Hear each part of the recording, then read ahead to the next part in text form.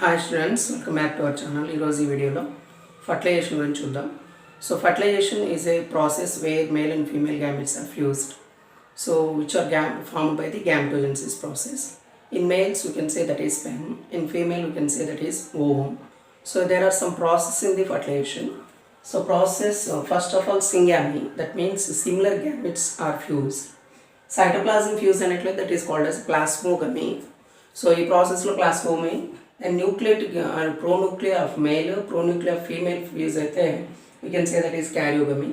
So both the chromosomes are fused, we can say that is amphimixis.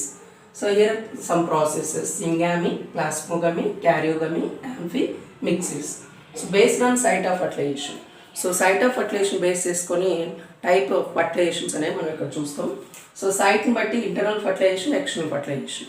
Internal fertilization occurs within the body of an organism. So male sperm entered into the female reproductive tract, that is internal fertilization. So internal fertilization అనేటువంటి వాటిల్లో మనం చూసుకున్నట్లయితే aschelminthes నుంచి up to mammals వరకు internal fertilization అనేది observe చేయొచ్చు. But in external fertilization majority of external fertilization occurs in the water. So వాటర్లో gametes release అయ్యి ఫ్యూజ్ అయితే that can say external fertilization. External fertilization is present in the invertebrates, protochordates, amphibians and fishes. So వీటిల్లో external fertilization అనేది మనం చూడొచ్చు. So based on the లేదా type of fertilizations అంటే ఉన్నటువంటి ఫర్టిలైజేషన్ మనం కేటగరైజ్ చేసుకుంటే first one self fertilization. Self fertilization point of వ్యూలో so there are some hermaphrodite animals where male and female reproductive organs are present in a single organism. So ఒకే ఆర్గానిజంలో male reproductive organs female reproductive organs ఉన్నప్పుడు so self fertilization అనేది జరుగుతుంది. So sperms fused with in the womb of a individual, ఆ particular self ఇండివిజువల్తోనే జరుగుతూ ఉంటాం అనేది మనం ఇక్కడ చూస్తాం.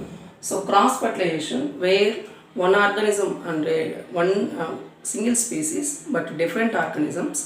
So male and female reproductive organs అనేవి డిఫరెంట్ ఆర్గన్స్ ఉన్నప్పుడు యూనిసెక్సువల్ ఆర్గానిజమ్స్లో sperms of a organism transmitted to the female, that is called as normally you can say cross fertilization. So self and cross fertilizations అనేటువంటివి ఇక్కడ మనం చూడొచ్చు. So ప్రోటాండ్రస్ ప్రోటోగైనస్ process రెండు ఉండొచ్చు ఇక్కడ. So in hermaphrodites in some organisms so male reproductive organs are fasterly developed, అంటే male reproductive organs త్వరగా develop అయ్యి ఫీమేల్ లేట్గా అయినట్లయితే ప్రోటాండ్రస్ కండిషన్లో చెప్తాం. సో అప్పుడు ఇక్కడున్న స్పెమ్స్ వేరే యొక్క ఫీమేల్లో రీచ్ అవటం అనేది చూస్తుంది.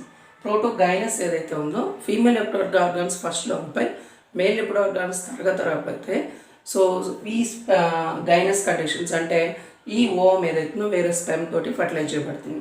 So cross fertilization point of వ్యూలో ఈ టూ ఆస్పెక్ట్స్ కూడా ఉంటాయి, ప్రోటాండ్రస్ ఒకటి, ప్రోటోగైనస్ ఒకటి. So self fertilization, cross fertilization and protandrous protogynous అనేవి మనం ఇక్కడ చూడవచ్చు. సో పర్టికులర్గా మెకానిజం ఆఫ్ ఫర్టిలైజేషన్ అంటే మనం ఏమేమి చూడవచ్చు అంటే moment of sperms towards to the ఓమ్కి వెళ్ళి స్పెమ్ వచ్చేటువంటి ప్రొసీజర్ ఒకటి.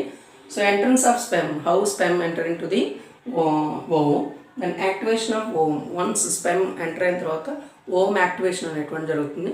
These are the phases in the mechanism of fertilisation. So what is the significance of fertilisation? First of all there is the production of oocyte. Secondary oocyte ఏదైతుందో that is undergoing with secondary maturation or meiotic డివిజన్లకి participate అవుతుంది when entering the sperm ఎప్పుడైతే enter అవుతుందో so పర్టికులర్గా second meiotic division అనేది start అవుతుంది, maturation అనేది జరుగుతుంది.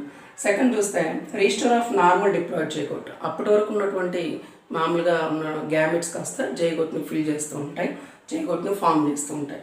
So in the sperm there is a centriole స్పెమ్లో స్పెంట్రియోల్ నుంచి ఈ ఫ్యూజన్ జరిగిన తర్వాత క్లీవేజ్ ప్రొసీజర్ జరగడానికి ఒక పర్టికులర్ సైట్ లాగా ఫెర్టిలైజేషన్ అనేది యూజ్ అవుతుంది.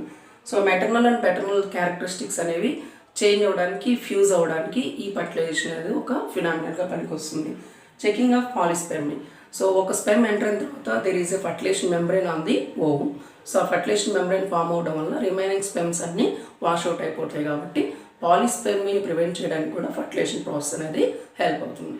సో సిగ్నిఫికెన్స్ ఆఫ్ ఫర్టిలైజేషన్లో సెకండరీ oocyte ఏదైతుందో it will modified into maturation point, then register of normal diploid zygote. అప్పుడు దాకా హ్యాప్లాయిడ్ గ్యామెట్స్ కాస్త రెండు ఫ్యూజ్ అయితే డిప్లాయిడ్ జైగోట్గా అవుతుంది. Then cleavage, maternal paternal characters fuse అవడం, then checking of polyspermy. So ఇలాంటి కండిషన్స్ ఏవైతే మనం చూడవచ్చు సిగ్నిఫికెన్స్ ఆఫ్ నార్మల్ ఫర్టిలైజేషన్.